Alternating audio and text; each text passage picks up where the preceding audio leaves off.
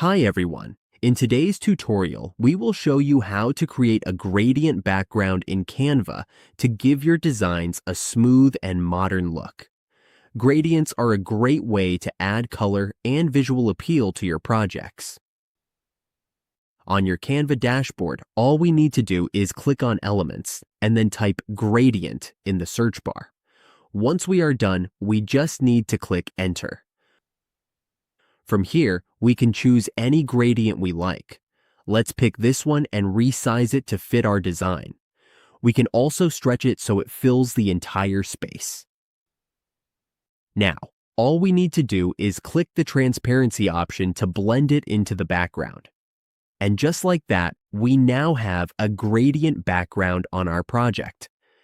That's all it takes to create a gradient background in Canva in just a few simple steps. Our designs will look more vibrant and professional with this easy technique.